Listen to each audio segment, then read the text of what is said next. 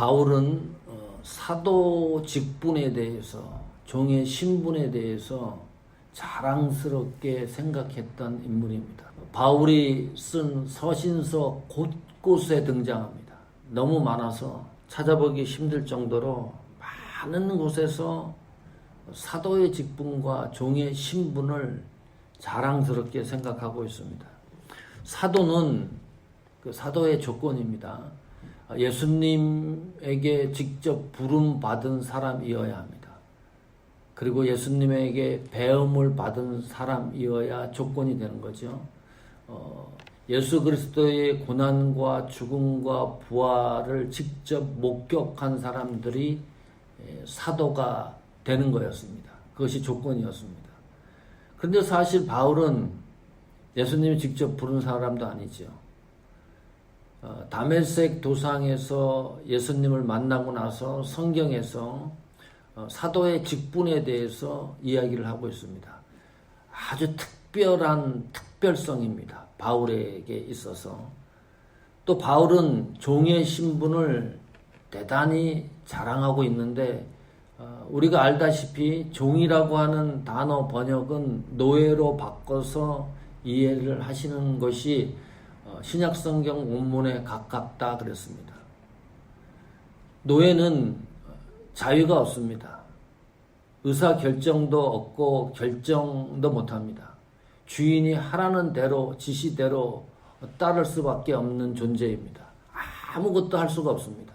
주인의 재산과 같습니다.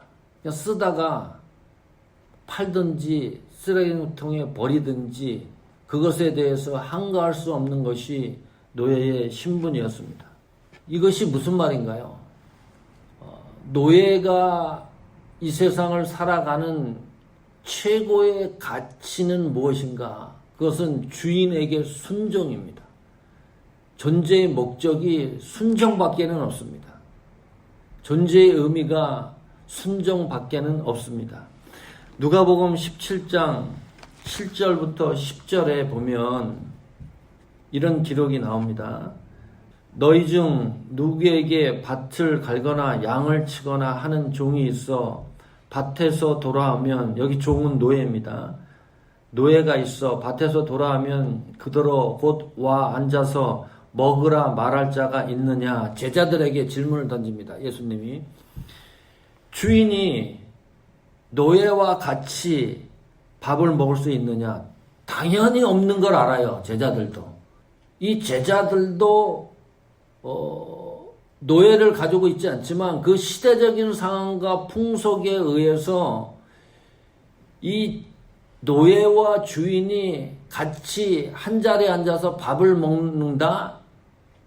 이것은 있을 수 없다는 것을 당연히 알고 있는 내용입니다. 8절에 보면 도리어 그대로 내 먹을 것을 준비하고 띠를 띠고 내가 먹고 마시는 동안에 수정 들고 너는 그 후에 먹고 마시라 하지 않겠느냐? 또 물은 거예요, 제자들에게. 당연한 거지요. 이것이 노예의 신분의 역할이기 때문입니다. 자, 또 9절도 보십시오. 명한 대로 하였다고 종에게 감사하겠느냐, 주인이. 이것도 당연하다는 거예요.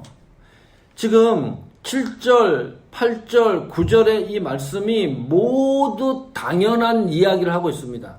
제자들도 그것을 이해하고 있습니다.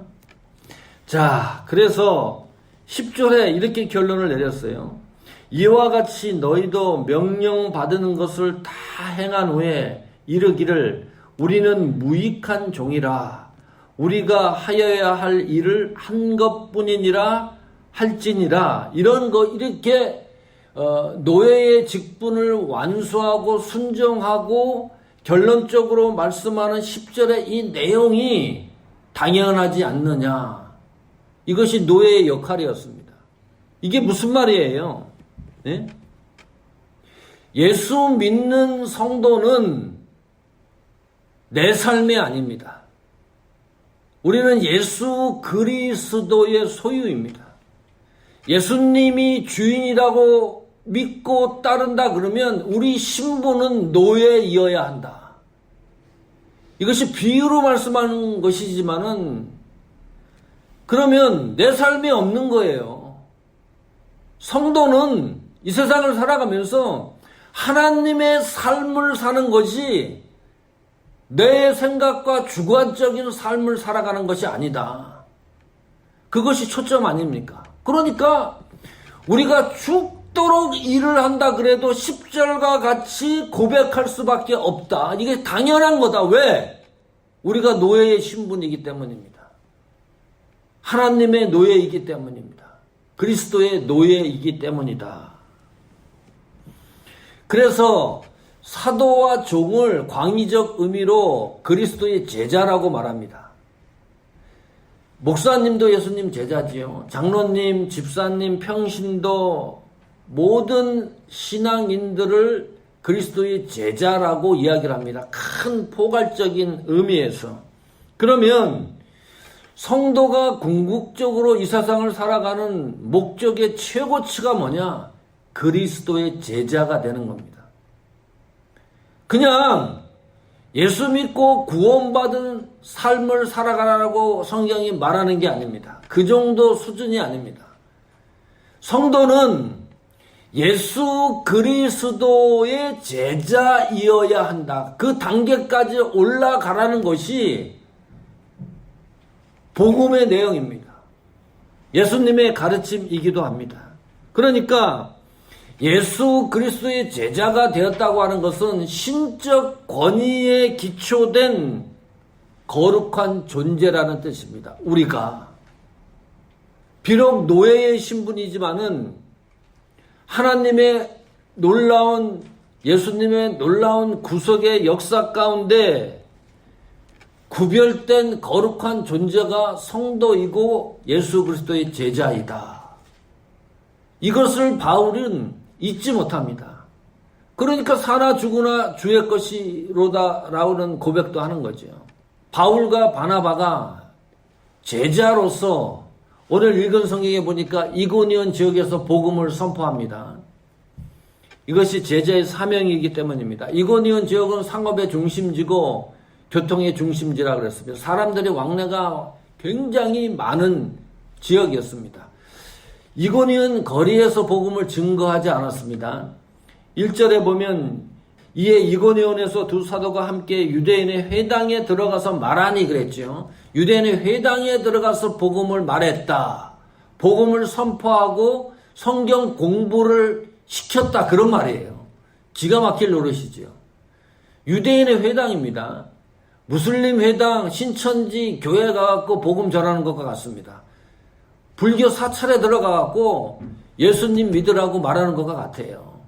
종교심이 있는 사람을 변화시키는 것은 너무 어렵습니다. 아예 종교가 없는 사람들에게 복음을 전하는 게 쉬운 일이지 이것은 너무 힘든 일이었다.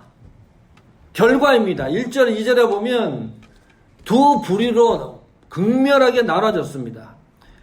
한 파트는 유대인과 헬라인이 그 복음을 듣고 예수 그리스도를 믿기로 작정했습니다. 1절에 보니까 유대와 헬라의 허다한 무리가 믿더라 그랬고 또 2절에 보니까요.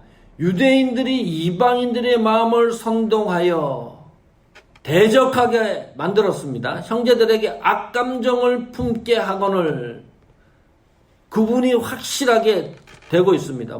어떤 복음을 이야기했길래 그런가? 3절에 보면 그 복음은 은혜의 말씀이라고 성경이 명시하고 있습니다.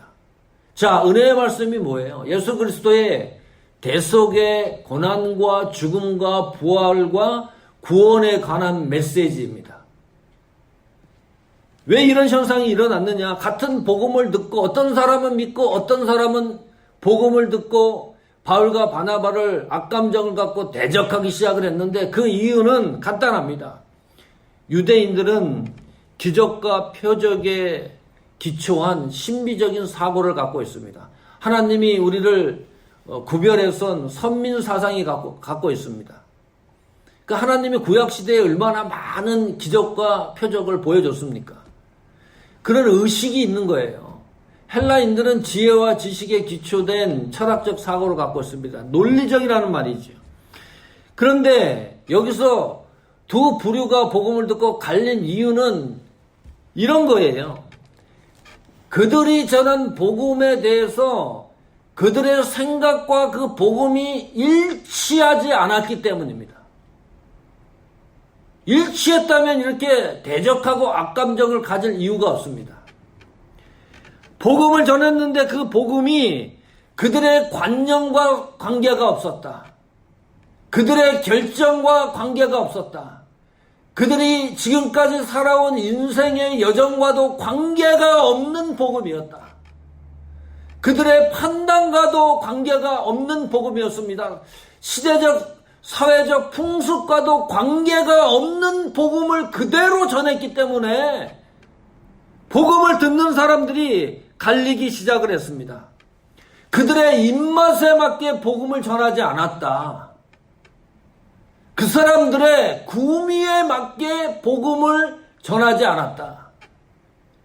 복음을 변질시키지 아니하고 그대로 증거했기 때문입니다. 그래서 이런 현상이 일어날 수밖에 없습니다. 신앙은 뭡니까? 믿음이 뭡니까? 내 입맛에 맞게 복음을 변질시키지 않고 따라가는 것이 믿음이고 신앙입니다.